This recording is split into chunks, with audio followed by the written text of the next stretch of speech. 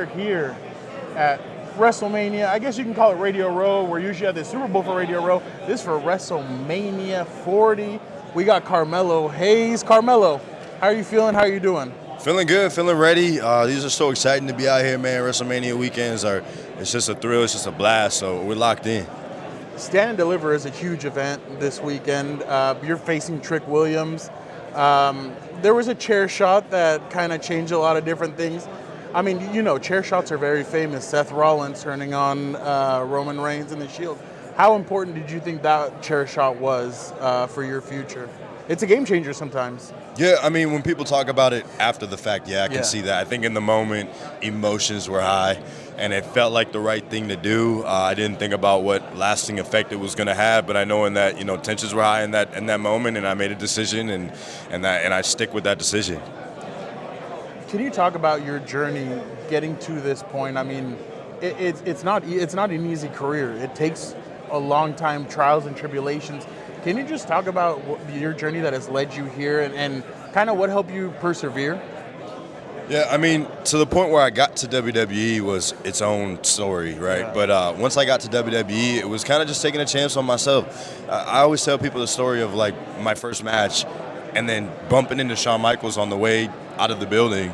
He was coming out, and we just had a conversation, and I just kind of shot my shot. I said, hey, look, with all due respect, I know I'm a smaller guy.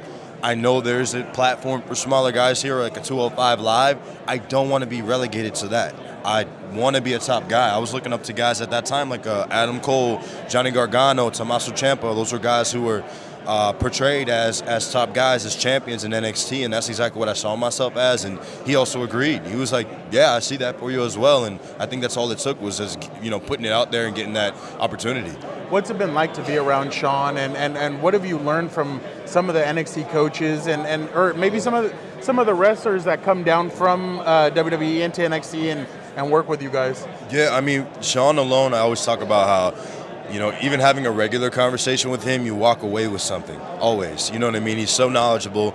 Somebody who's been in the business as long as he has and has done as much as he has in the business is, it's admirable. You almost can't help but listen and take away from that. And then the coaches as well. I mean, it's almost so much knowledge that how can you not, take it in and be, if you don't take it in, you're cheating yourself. You've gone up into the main roster at times. This was your first Royal Rumble. Are you excited about taking that next step, or are you kind of still just taking it in, being in NXT and being obviously one of the top, if not the top performer down there? It's definitely cool to kind of experience that, but I've chosen to kind of just be where I'm at that moment. It's so easy to get caught up in, when am I going to Raw? When am I going to SmackDown? Like the other side. But the other side is on the other side for a reason. You know what I mean? There's something right in front of me that I have to achieve, and that's, being one of the greatest to ever come through NXT, and that's what I choose to do right now. Last two for me. Sure. The rivalry with Trick. What do you think happens on Saturday? I mean, I think I prove a point. I think I prove a point that, he's not ready for that top spot. He doesn't have what it takes just yet to be that top guy. It took a lot for me to hold it down for 2.5, almost 3 years. And, on Saturday, I think he's going to find out the hard way that, when I get in that ring, I do it better than just about everybody in NXT. Dream match? I don't have dream matches. Last one. You're swagged out to the nines. I mean, I love the suit, the Thank glasses. You, I noticed that the chain, though. Can you talk about that? I think I know what it is, but can you explain it for us? And for the viewers out Absolutely.